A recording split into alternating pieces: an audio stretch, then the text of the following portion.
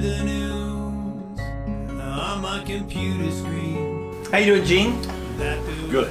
It's nice to be here at your little bungalow in Fort Myers Beach. Well, it's good to have you. I want to welcome everybody to the first, what do you call it, ACMA meet and greet. Get to know your local singers and songwriters. Today we have Gene Martin. You know him from his days with the Rat Pack. I guess it'd be the other Martin. So we're just here to get to know Gene and hear a couple of songs and see how it all goes. So tell me about yourself, Gene. Where'd you grow up? Falmouth, Maine. Even though I'm not grown up yet, completely. But I started out. My parents both liked to sing, and my sister and I was just a little kid when I started doing harmony and stuff. I don't remember where it started. So just like family sing-along kind of thing? Yeah, right. And it's really easy to learn harmony when you're a little kid. But if you're an adult and you've never done it before, it's totally different. What happens is you try and sing the melody with somebody, and if they switch to harmony, then you switch to what they're singing. So it really. So kind of like languages, I guess. There's a certain age where you can pick up languages really easily. If you get beyond that, then it gets harder and harder. Mm-hmm. And were you playing an instrument then? No, I didn't start until I was about 14, 15 years old. My younger sister, who was just a little kid, she was really small, and they gave her a plastic ukulele for her birthday. And of course she couldn't do anything with it, so I figured out how to tune it using the piano, and we started singing Stephen Foster music, Oh Susanna, those things. And then I got a guitar and a banjo and some other things. So how old were you when you got your first guitar? I was probably about 16, maybe 15, 16. And in the meantime, all these years growing up, I was in church choirs and places like that. And then when I went to school, I sang in the glee clubs and I formed a quartet in college, and we entertained all around. It was like a barbershop quartet kind of thing? It was it was just my guitar. We sang some funny little old songs that some of the guys knew, and I'm trying to think of what, and we sang this song, The Gospel Train by Tennessee Ernie Ford. And because one of the guys had a beautiful bass voice. As a matter of fact, all of us were pretty good musicians, but we were all interested in doing something else. I went on to medical school, and two of the other guys went to law school. All three of the other ones went to law school. And it was just a transition for us. We didn't really want to make a career of it or anything. I think life probably destroys more like high school bands than anything else. Mm-hmm. People get up to or having to get a career going. Mm-hmm. You really have to applaud the musicians who actually stick with it. Yeah. I had a friend for a while. He was like a mentor of mine in college, and he was a music major.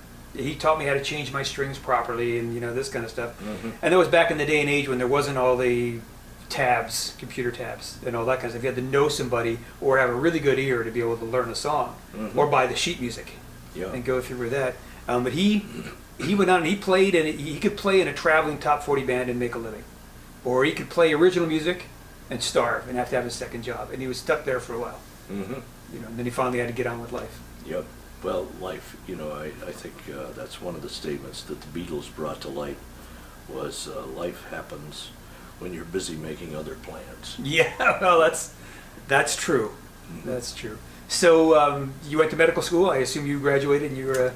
Yeah, I graduated from medical school in 1967, and I did my internship, and then I went straight to Vietnam after that. They drafted 400 doctors that year, and we all went to Vietnam, but I took my guitar with me, and we did a lot of singing at night. You must have been pretty popular. Station. Yeah, we had a lot of fun there in the aid station. The guys would come over, everybody would, and we sang Simon and Garfunkel music and Mamas and Papas and trying to think of some. So you're talking about a lot of harmonies in those names. Yeah, right. Harmony, a lot of harmony, and it's usually you would run into other guys who were really good at it, so it was fun. There's a lot of people, even people who don't have any training and can't play an instrument, who just have a gift with, I think, sometimes harmonies and singing. Mm-hmm. You see them work, because everybody can try to sing anyway, right? Right. As long as you have the ear for it. And so now the group that I have, there are 3 of us. Well, there are actually 4 of us, but one guy's in Minnesota, and most of the songs we sing are all in harmony. Al, Candelaria, and Mary Dahl, and myself. Yeah. And then Chuck Detman, who's in Minnesota, and he's coming back in September. So now, and do they all have similar stories about harmony? Did you guys learn to sing together, or just kind of once you got together, you managed to? Everybody has a different story. Al Candelaria started out as a teenager, and they formed a band, and they became quite famous way back in the 1960s in California. And then Mary Dahl started a group. She wasn't a musician at all, but years ago she learned how to play the mandolin and banjo and stuff, and in her church. And some other people asked if they could join her, and they formed a group called the Light Side, L-I-T-E Side. Mm-hmm. And they entertain all over the area, up in Baltimore, Washington, and they entertain at the White House. 6 times at the White House, which is very impressive. Yeah, it is. And so these guys are really the real musicians. I just sort of formed the band, and they call me boss, but they have a lot more experience than I do. Well, someone who's heard you play, I think you're being a little modest for us, aren't you? Well, thank you. And then so you went on to a regular medical career once you got out of the service? Yes. When I finished in Vietnam, I came back, and I went to Rochester, New York, where I studied radiology, and that's what I did for most of my career. And I lived in upstate New York up until the time we came down here. Well, it's certainly a field that's seen a lot of changes with technology. Oh, yeah. I mean, X-rays used to be a real kind of black art to be able to read, Mm-hmm. Mm-hmm. Yes, that I don't think there could have been anything I could have done in life that would have been more interesting than that. The changes that have taken place over the years. I really appreciate that, because I got into electronics and computer science because I knew they'd be changing rapidly. Mm-hmm. And I knew I'd get a little bit bored with the same thing. So, it's good to be in a field where technology, Mm-hmm. really is blossoming and making things a lot more interesting. Oh, yeah. Which is kind of interesting to talk about. I mean, guitarists don't seem to have changed that much. No, music hasn't changed. The notes are the notes. You still have 12 notes, right? That's, yes. And people love to sing. I mean, hip-hop has made a big change, and then for a while they tried atonal music. Well, I don't know if you ever listened to any of it, but it's really boring. I guess it's because I remember doing a history class about Gregorian chant, Yeah. which had no fixed rhythm at all. Mm-hmm. And when you're used to any kind of time signature, it's a little disorienting. Yeah. You kind of just get lost in it, which is, I guess, what the purpose, right? It's supposed to be meditated. You weren't supposed to be listening to it. It's supposed to Mm-hmm. take you somewhere. Yeah. Not be a vessel in its own self. Mm-hmm. Well, should we play a song? Well, sure. I have the song that most everybody likes the most. Oh, let's see. You were going to talk about capos, right? When you brought them out, I was going to mention Yeah. them because I'm pretty fascinated with that. Okay, so a friend of mine, Doug Chait, who is an ACMA member but has moved to Arizona, got me started with these capos. And they're very effective ways of moving around on your keyboard, your fingerboard here on the guitar. The simplest thing you can do is use 2 capos, one for 6 strings and one for 5. And then you can play like a So G. it'd be like a drop D tuning, but you moved it up Well, yes, it's like a drop D tuning. And this is the most beautiful chord in the guitar as far as I'm concerned, because the bass and and the upper part, it's really a D, and like you said, some people drop the lowest string down to a D, and it comes out nicer. But you can do it with the capos and move it up and down. For example, this is really a G chord. Because you're playing a D chord, but you're 5 frets up. Yeah, and it's really G. And so here's a C, and it's quite a versatile thing to be able to use. Now there's another. So you could also do the same thing with just one capo if you really like retuning. Yes, right. If you want to. And who does it? Yeah. And so this saves you changing it all around, and you can. And I have a 3-string capo that will give you a dadgad type of tuning.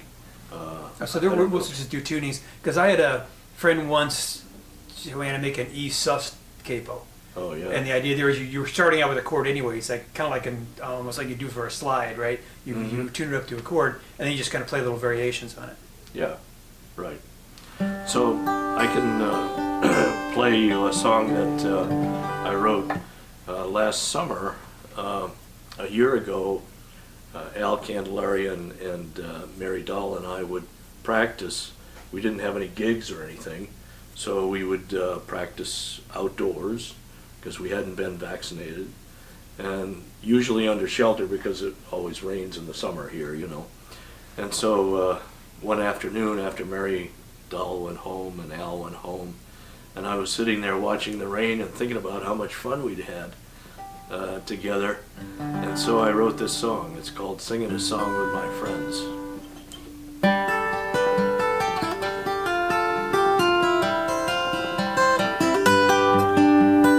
Watching the rain on the basin, watching the boats passing by, all of my trials and frustrations soon disappear with a sigh when I start singing a song with my friends. Afternoon magic again, happy today just to sing and to play, hoping the song never ends. We've been together so long, writing so many good songs. If I'm reincarnated, I'm coming back here where I've always belonged.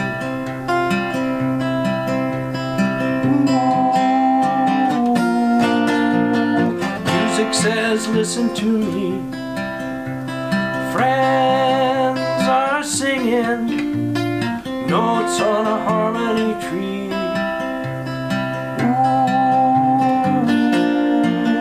Ooh, living life just for today.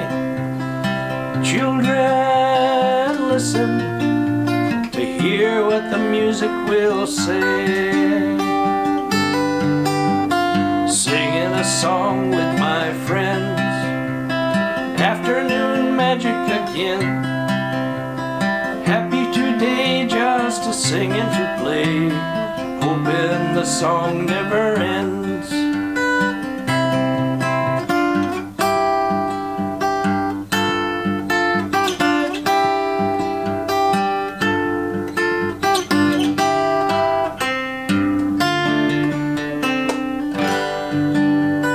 Mary writes all happy songs, Al writes about hanging on, pink margaritas and 3 golden chords. This is just where we belong.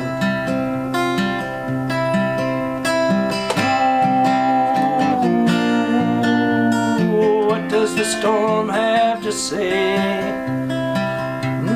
Raindrops are the rhythm for every new song that we play.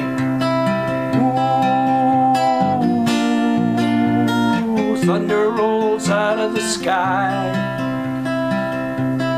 rainbow is listening, tune up and send a reply. singing a song with my friends. Afternoon magic again, happy today just to sing and to play, hoping the song never ends. Yeah, singing a song with my friends. Afternoon magic again, happy today just to sing and to play, hoping the song never ends. Singing along with my friends, we're singing this song for our friends.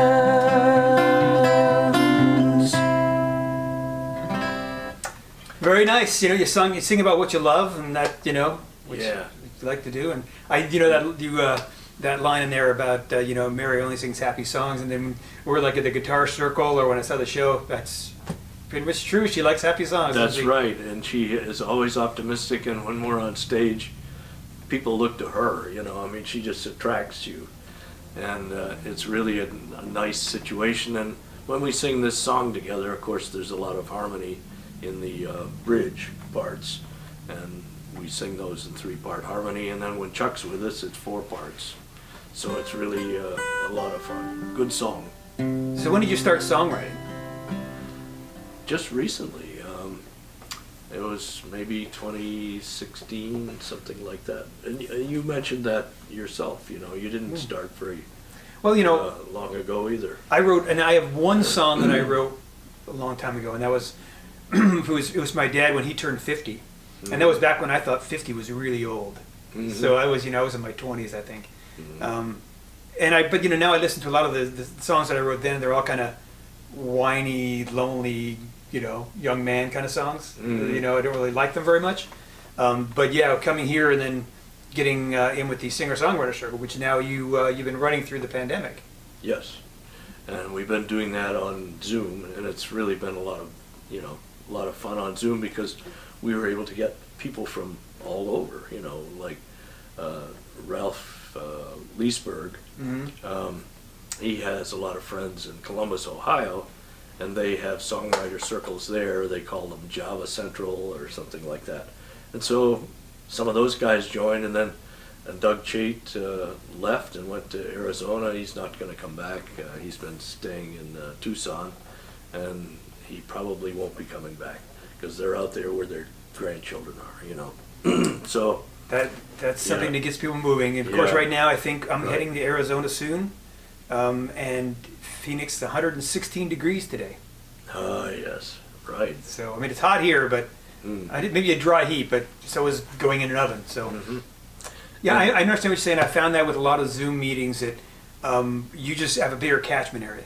Mm-hmm. For whatever, because I'm involved with a couple of environmental committees and this kind of thing, and you'll get people from all over the place who couldn't get to the meeting normally, right? Who are there, but you do kind of miss the, this kind of dynamic, Right, and so, starting on Sunday coming up, we'll be doing it back at All Faiths Church, and already some of the guys have contacted me. Bill Metz and Bruce Escalante. They called and wanted to know if we were going to do it, and so they're coming, and so I'm sure there are plenty of others.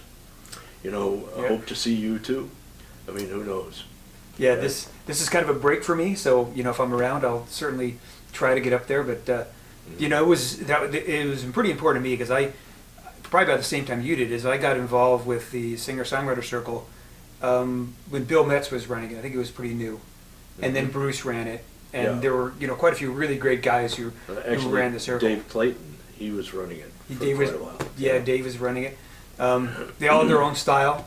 It's for those of you who are watching this who haven't been to it, who are maybe starting to write songs or just want some interaction, it's a great thing, because everybody's positive, but you can get good creative criticism sometimes on things. You get to see people with lots of different styles, a lot of inspiration on ways to do things. It's a great camaraderie. It's really a great part of the ACMA. One of the first songs that I wrote after I'd gone to the circle about 3 or 4 times, and I wrote a song called The Songwriter Circle, and so it incorporated all the stuff that was in the the various songs that people had written. It's funny because I thought about the same thing when you beat me to it. Because it is when you're a songwriter. It's like, if you're a painter, then you tend to look at the colors and stuff of the world like it's a painting, right? If you're a songwriter or just a writer, then you tend to look at these things and think about how you could write a song about this. When you're meeting some interesting person, you go, oh, there's a song in there. Or someone says something clever, you go, oh, there's a song in there. And there's a lot of stories in that circle.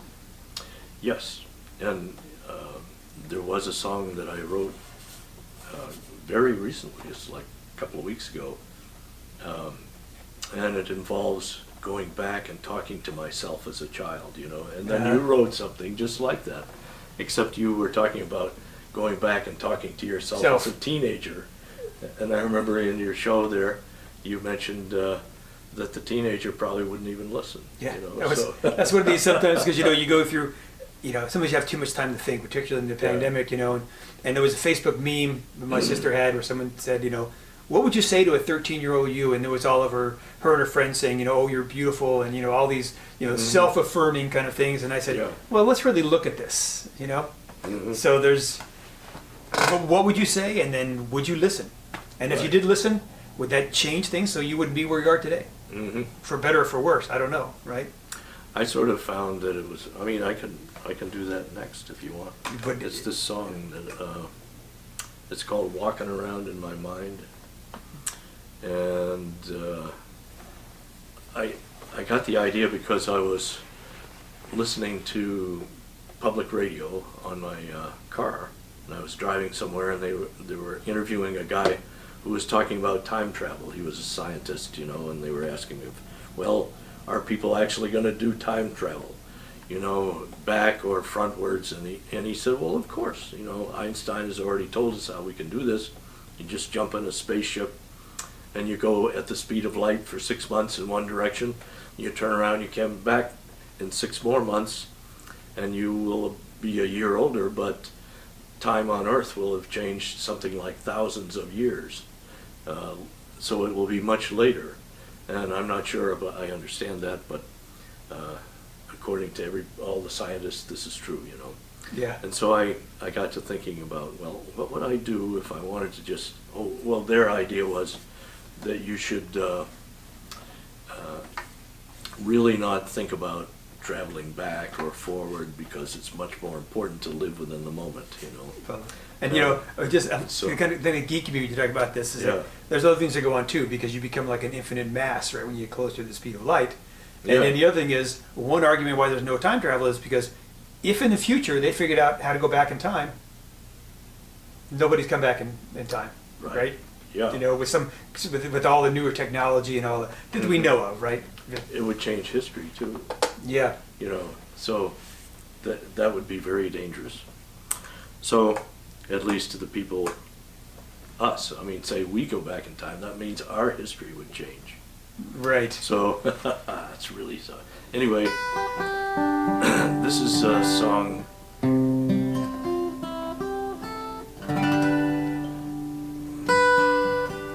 So this is what I would tell myself. And it's not too complicated either. As a child.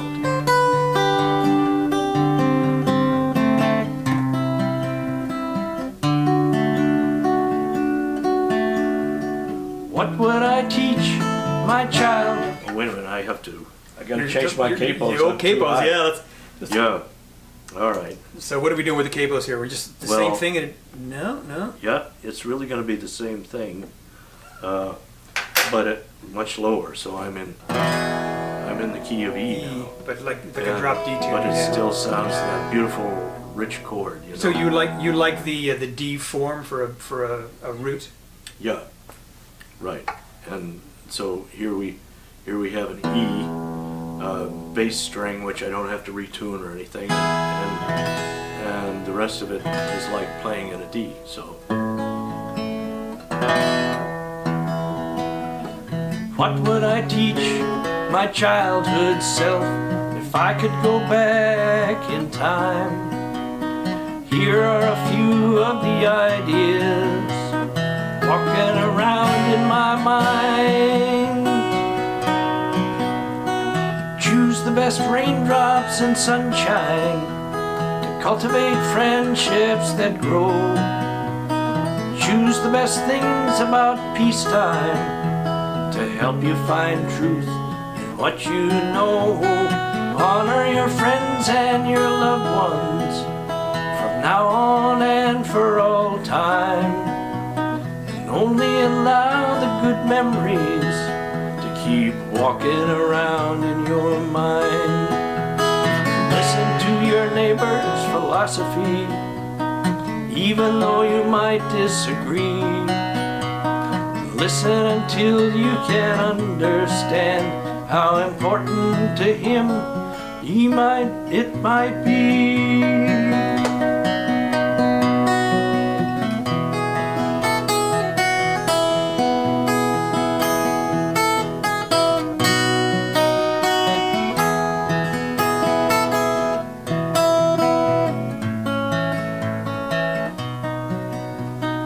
Giving is better than taking. Think about what you can give. This is what teachers are teaching. This is the right way to live. Well, I'm not surprised that I think them concepts as old as all time. These are the thoughts that are always walking around in my mind. Yeah, these are the thoughts that are always walking around in my mind. Very nice. I know there's no audience out there, but assume No, there isn't.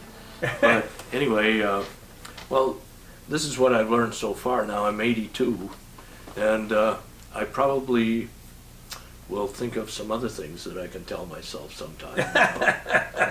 I mean, who knows? Yeah. So, yeah. So, anyhow, let me show you the what the 3-string. I don't know if you're familiar with Gad or Dad Gad tuning. I've heard of it. Yes. Well, what they do is they tune down to low D, and then you get D, A, D, and then G, A, D. Yeah. Okay. But you can do the same thing with a capo.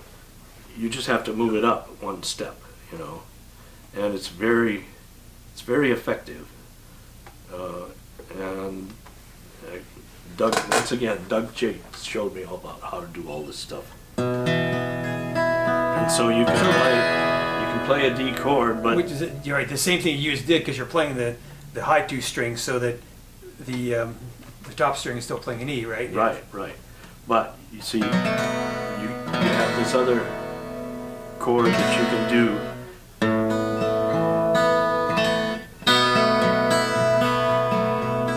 And I've written one song with this technique, and it works really well. I mean, So Dadgad, that would mean that you're in a key of D. well, I'm in the E here,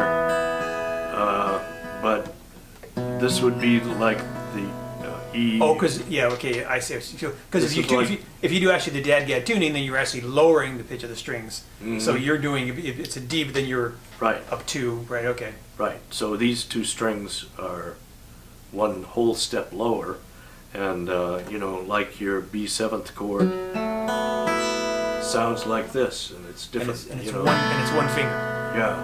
Right. One finger. And then of course you can play that. That's an A, and then it just sounds different, you know. But Well, I think I do think that it depends on what you're playing, right? That if you Yeah. really want to get the richness of a sound, open strings are almost the best thing from a guitar from a standpoint. yeah. If you want really a punchy rhythm, bar chords really kind of come into that 'cause they allow you to control the stop of the string a little better, Yeah, right. So, anyway, I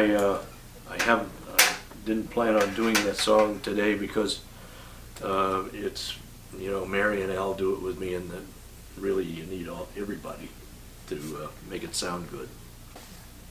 the next song that I have for you is one that I wrote last November, and it was really just getting ready for a workshop. And let's see, this guy's name was Cliff Everhart. Yes, I think I was in the same workshop. Oh, okay. Mm-hmm. And so I just said, well, I gotta get something ready for this, so I just made up some songs about thinking about you. I see your face in every face I see, and things. And so I just, sang that part for him. And he said, well, that's perfectly good, just so you don't have to change anything except you should add a minor key, for the G. And but then I didn't have a chorus or anything, so I wrote the chorus later. And and the reason that I did it later was because my anniversary was coming up, and Mary Dahl said, well, this has to be an anniversary song for your wife. And I said, well, yeah, that's right, because we've been, my wife and I have been together for many, many years, and so this is the song that I wrote for her. The chorus is really just for her completely. Just before you get started, I'll interject that I did that once, my 21st anniversary, and the line was that when our 20th anniversary, when my wife took me to a jewelry shop and told me I was going to have really good taste. So I figured I'd come up with something a little more cost effective for the next year, and I wrote her a song. Okay. So good. Hopefully this saved you a little bit of money here for the anniversary. Yeah, well, yeah. Actually, my wife has always been very careful with money, I don't know how I could be so lucky, Yeah, I'm the same. We always think alike about it. Yeah. So this song is called Thinking About You.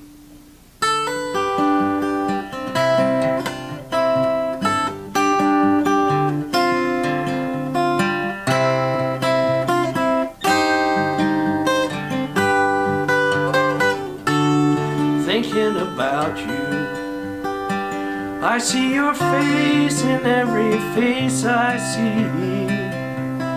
Thinking about you, everywhere I go, I'll always be thinking about you. When I'm sleeping or when I'm waking, wherever my thoughts take me,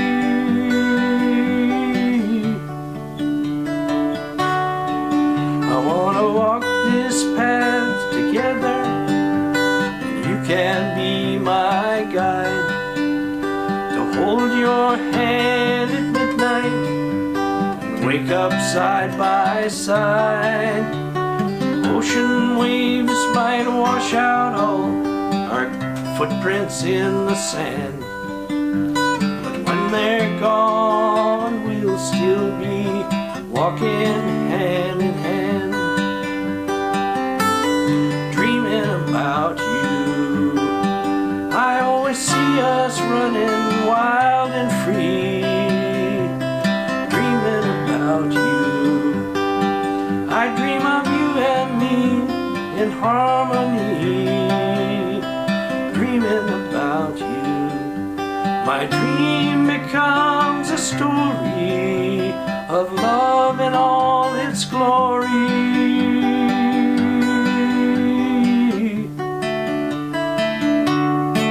I wanna walk this path together, and you can be my guide, to hold your hand at midnight and wake up side by side. Ocean waves might wash out all our footprints in the sand, but when they're gone, we'll still be walking hand in hand. I wanna walk this path together, and you can be my guide, to hold your hand at midnight and wake up side by side.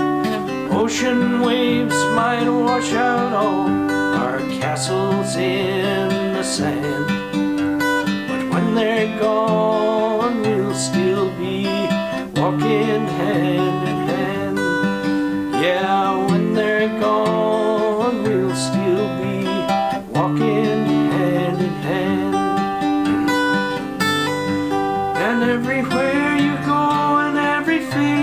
see. I'm wondering if you might be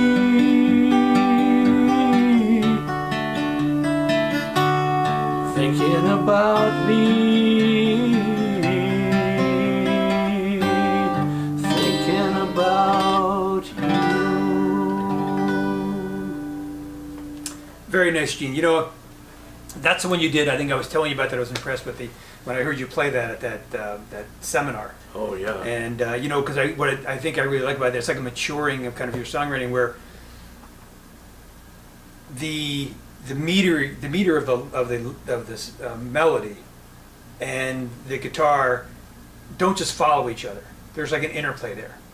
You know, you start out, thinking about you at the beginning, and there's this little pause, and then you kind of, it's almost like you're answering it later with the next one. There's an interplay that I think makes a song very interesting to listen to. Well, I'm glad you like it. Al Candelaria told me that he thinks it's a really good song too, and that